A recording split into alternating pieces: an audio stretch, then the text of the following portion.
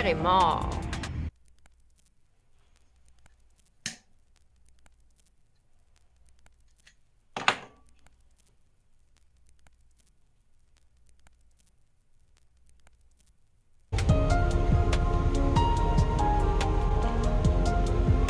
Pour le liquide, la bouche est obligatoire, donc il faut se trouver dans les yeux, you and our employees.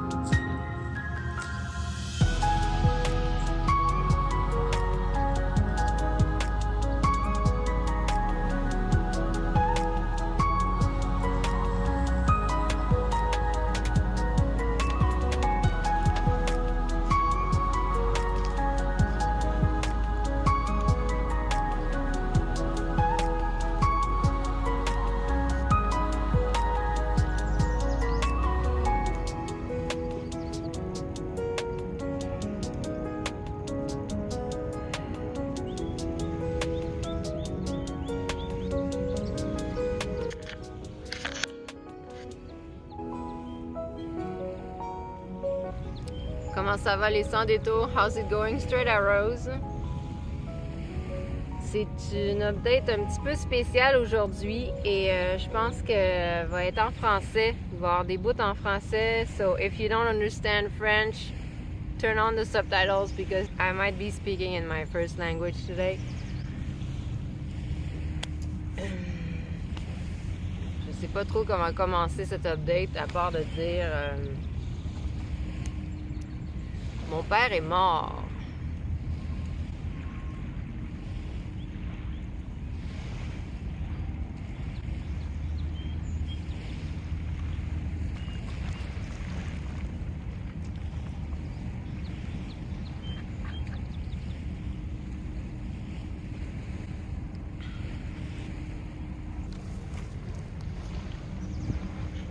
Oui, lors de mon dernier update, je vous avais parlé de comment j'avais dû quitter mon appartement, mon studio dans la maison que je partageais avec mon père.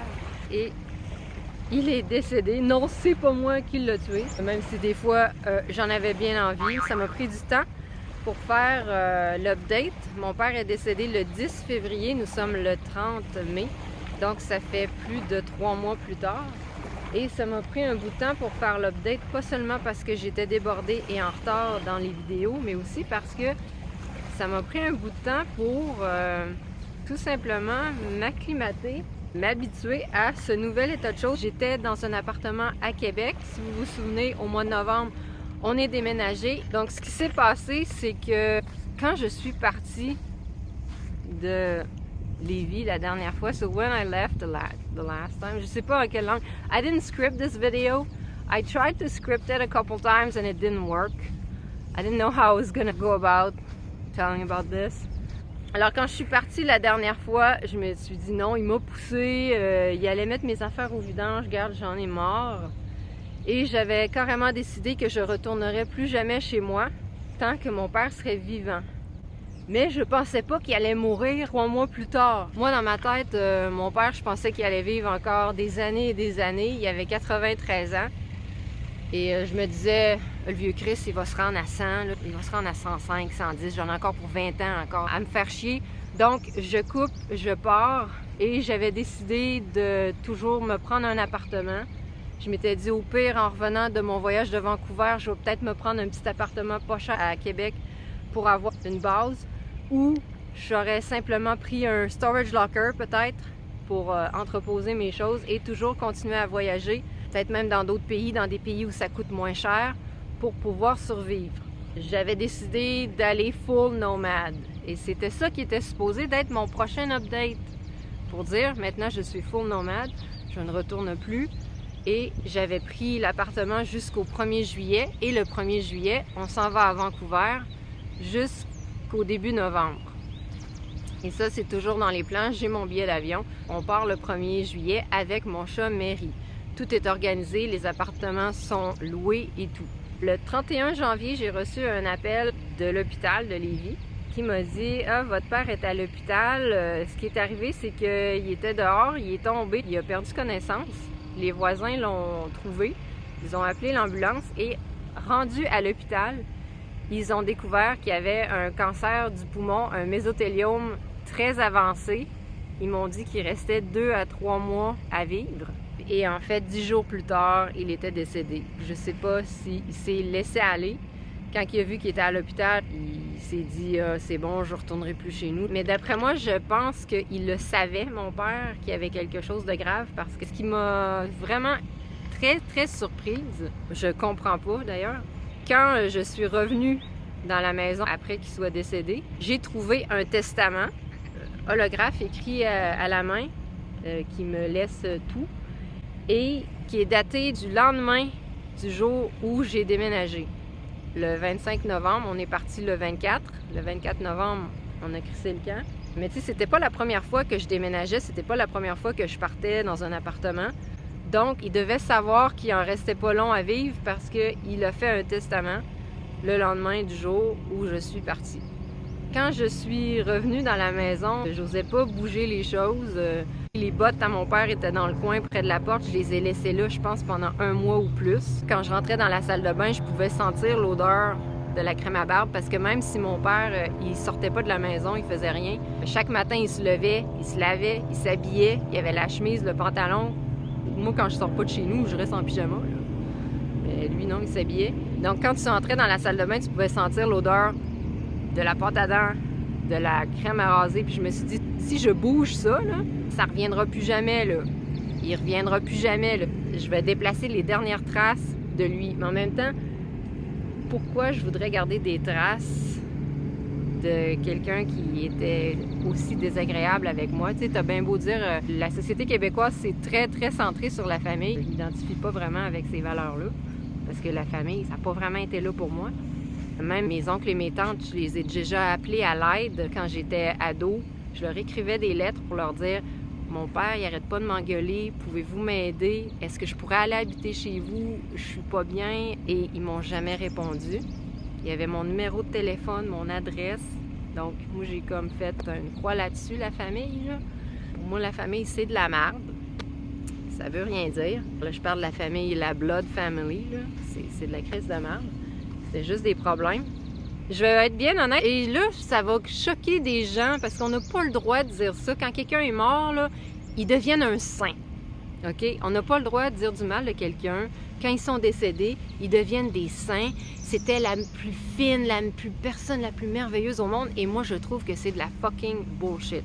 Quand une personne meurt, ils ne deviennent pas quelqu'un d'autre. OK? Donc là, je vais percer le tabou. Je pense que je vais être la seule personne sur YouTube ou sur quelques réseaux que ce soit à dire de quelqu'un qui est mort. C'est pas nécessairement que je veux casser du sucre sur le doigt à mon père parce que vous allez dire « Ah, il est mort, il peut pas se défendre. » Et je suis quand même une personne intègre et j'ai tendance à donner crédit là où crédit est dû. Donc, je vais dire les bons côtés de mon père. C'était pas juste... il était extrêmement arrogant. Mon père, il se pensait mieux que tout le monde. En fait, j'avais pitié de lui. Je trouvais ça dommage.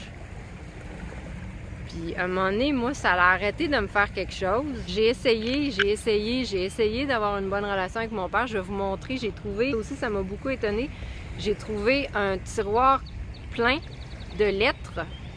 J'écrivais souvent, parce que moi, j'étais souvent partie, soit j'habitais à Québec ou j'étais à Vancouver. Donc, j'étais souvent pas chez moi et j'envoyais des lettres à mon père. Des fois, il me répondait, mais c'était plutôt rare. C'était plutôt au téléphone. Combien de fois j'ai essayé de lui dire d'arrêter de m'engueuler? Je lui disais carrément, là, dans ces mots-là, verbatim, je lui disais, t'as une seule fille. Ma mère est morte, ta femme est morte, on est la seule famille qu'on a. Est-ce que tu pourrais arrêter de m'engueuler pour rien? Je l'ai dit tellement de fois, puis de plusieurs manières différentes.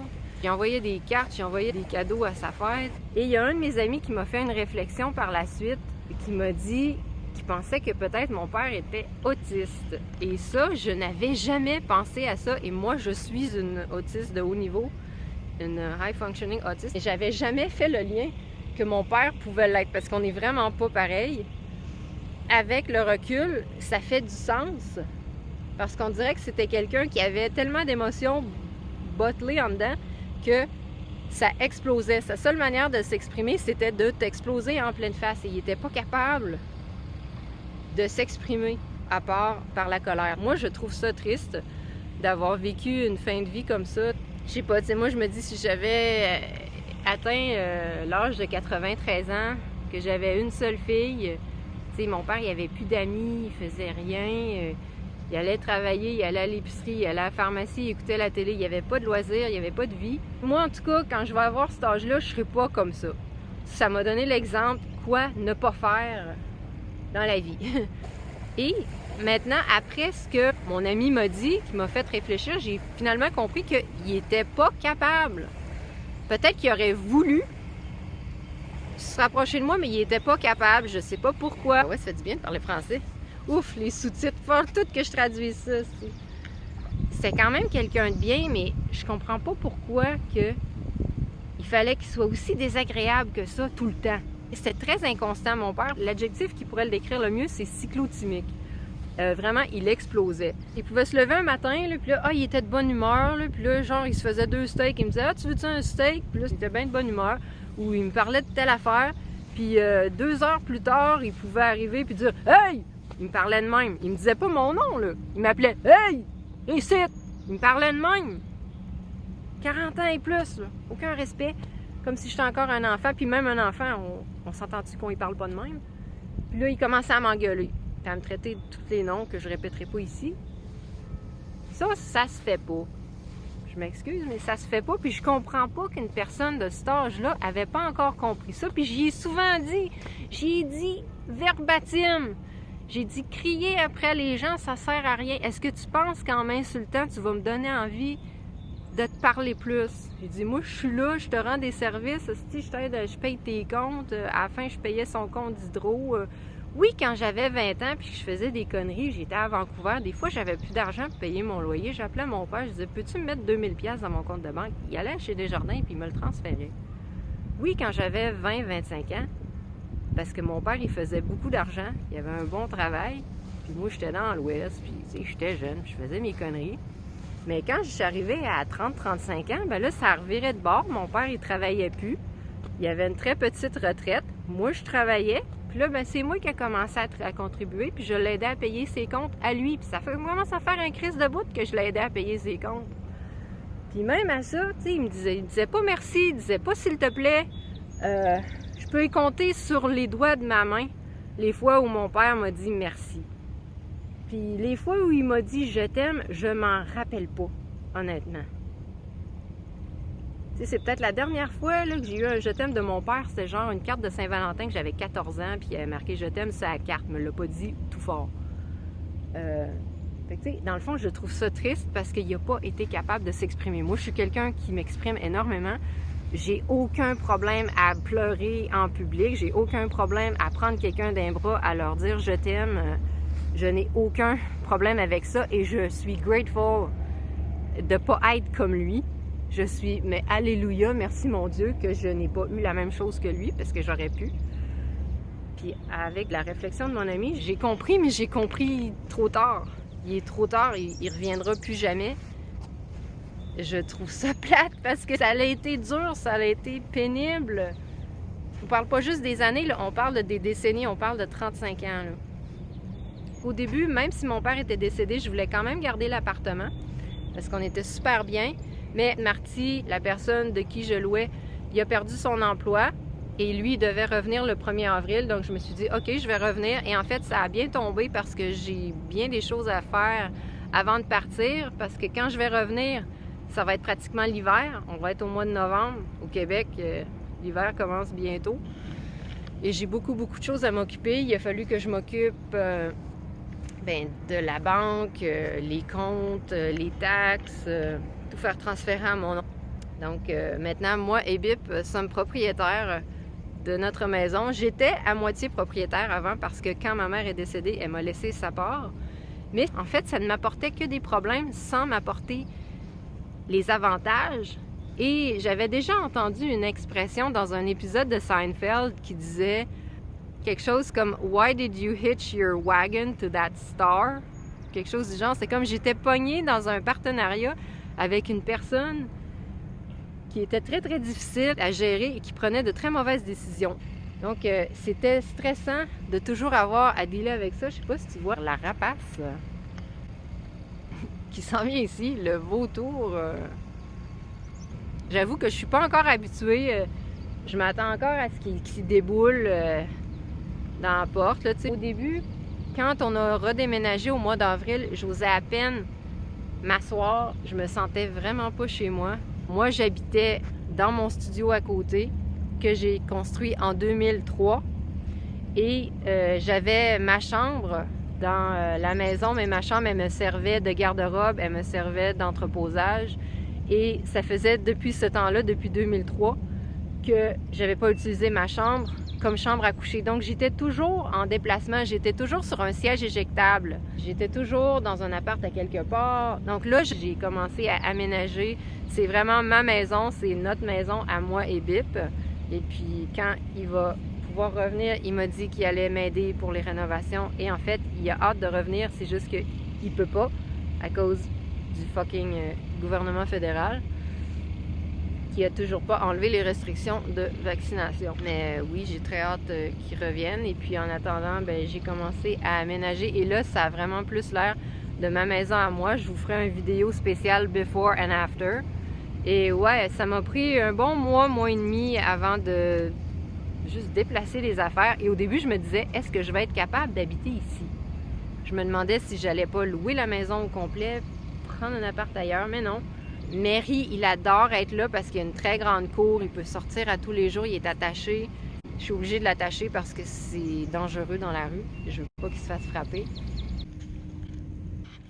Et je vous avais dit que je vous dirais quand même des bons côtés de mon père. Des bons souvenirs que j'ai, ça date quand même d'il y a longtemps.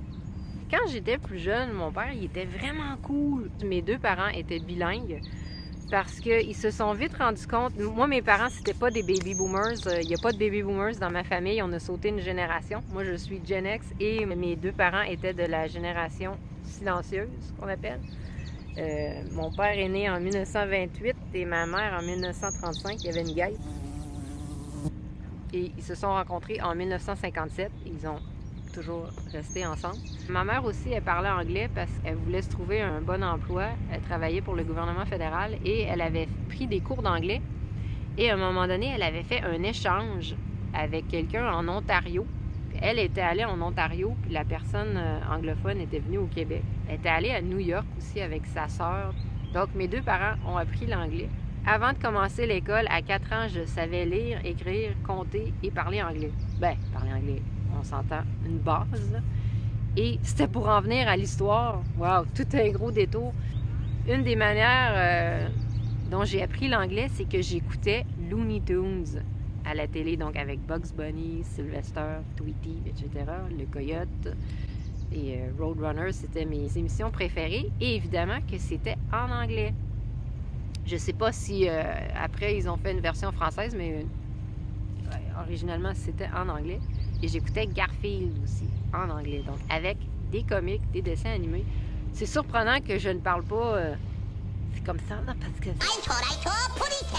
il parlait comme ça dans les Looney Tunes. Là. It's really surprising I didn't develop a lisp in English because I learned English with Looney Tunes. Et j'apprenais l'anglais comme ça. Et une autre manière, comment j'ai appris à lire, avec mes parents. Quand il y avait un bateau qui passait, on lisait le nom du bateau. Et il y a une affaire cool que mon père il faisait, c'est qu'il y avait un canal météo, comme The Weather Channel, mais c'était dans les premières versions, là, très basiques, presque analogues.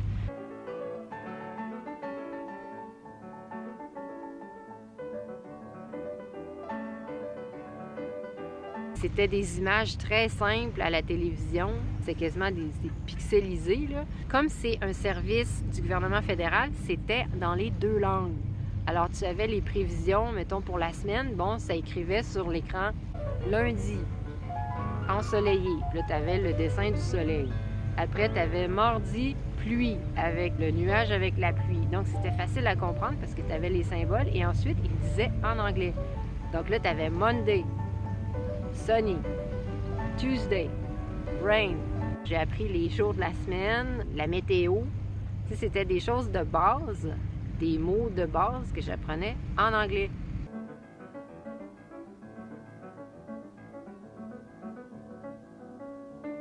Et ça, je m'en souviens, c'était mon père qui me montrait ça à la TV et qui m'apprenait ça. J'avais 3-4 ans. Une autre affaire cool qu'il faisait, mon père, c'est qu'il faisait des crêpes. Puis quand il faisait des crêpes, des fois, je lui demandais des crêpes en forme de lettres ou de chiffres. Je disais, mettons, un A ou un J ou un 3. Puis il me le faisait dans ce format-là. Donc, c'est peut-être pas un hasard si je suis devenue écrivaine et si je gagne ma vie. Mes outils de travail, ce sont des mots. Quand il travaillait au ministère des Transports qui posait des panneaux, ils avaient du collant réfléchissant de couleur. Des Reflectix, mais en couleur, des grosses feuilles pour faire les panneaux réfléchissants que tu vois sur les autoroutes. Et ça, ils ont des couleurs genre orange, argent, bon, il y avait du noir, du rouge, un peu toutes les couleurs, du blanc. Et il y avait le train qui passait devant chez nous. Il y avait des trains de passagers via rail, mais il y avait aussi des trains de marchandises. Comme il y a une raffinerie pas très loin ici à Saint-Romuald, une raffinerie de pétrole. Donc, il y avait des trains avec des wagons-citernes. Et souvent, les trains, ils arrêtaient à la gare et le train était tellement long que pendant que le train était arrêté, les wagons-citernes, ils étaient en face de chez moi. Et la galerie chez nous, je ne sais pas si vous avez vu, mais c'est très, très proche. On pouvait carrément toucher au train en étendant la main, c'était vraiment très proche. À un moment donné, mon père, ça c'est vraiment, je pense, c'est l'affaire la plus cool qu'il a jamais faite de toute sa vie avec moi. Je devais avoir 6 ou 7 ans et il avait ramené des collants Reflectix, réfléchissants de couleur, et on avait découpé un Garfield, grandeur nature, c'est-à-dire qu'il mesurait peut-être 6 pieds de haut.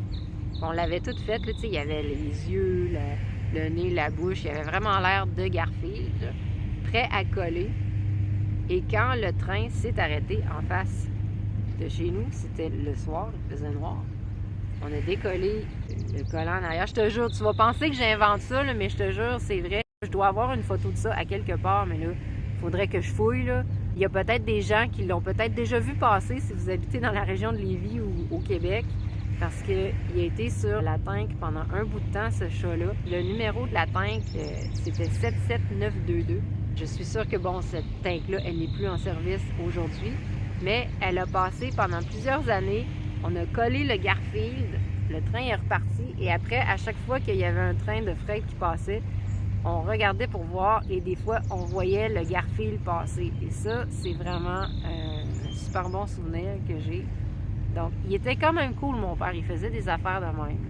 Alors, salut les Straight Arrows, c'est Isa du futur. Je suis en plein montage. Et oui, quand je fais du montage, ça a l'air de ça. Je travaille fort pour vous sortir un très bon vidéo cette semaine. Et je devais vous parler parce que j'ai oublié d'inclure une anecdote que je voulais absolument inclure dans mon récit. Et je ne suis pas seule, je suis en compagnie de Tiné. Est-ce que vous le reconnaissez? En fait, c'est Sylvester des Looney Tunes. Oui, je suis allée le sortir d'une boîte dans le sous-sol. Mon personnage préféré dans Looney Tunes, c'était Sylvester le chat. Un de mes premiers souvenirs, j'avais environ 3 ans. Mon père savait que j'adorais Sylvester. Je pense qu'il était allé chez Sears et il avait acheté un toutou de Sylvester. Et moi, j'étais pas capable de dire le mot Sylvester. j'avais 3 ans. Donc, je l'appelais Tiné. Tiné, ça veut dire petit nez, donc je l'ai toujours appelé Tiné. Et en fait, au lieu de juste me l'amener comme ça puis dire tiens, je t'ai acheté un Tiné, ben mon père, il était un peu plus inventif que ça. Il avait fait à semblant que c'était le vrai Sylvester. Tu sais, parce que quand t'as 3 ans, là, Sylvester, c'est une vraie personne. Là. Garfield, il est vivant. C'est des vraies personnes. Là. Donc, tu penses qu'ils sont vraiment vivants. Mon père, il avait fait en sorte que Tiné, il est arrivé par lui-même dans la porte, à la porte patio que tu vois en arrière de moi. Et il a cogné à la porte pour dire « Hey, je m'en viens vivre avec vous. » Donc moi, je pensais vraiment que c'était le vrai Sylvester, le vrai Tiné, qui était vivant puis qui était venu habiter avec moi. Donc ça, c'est une vraie histoire. Puis je trouve que c'est vraiment un très beau souvenir. Et c'est un de mes plus anciens souvenirs de ma vie. Donc je tenais absolument à l'inclure. Donc c'est ça, je pense que je vais vous laisser là-dessus. Je pense que j'ai pas mal tout dit. Ouf! Bon, ben maintenant, je vais aller faire les sous-titres.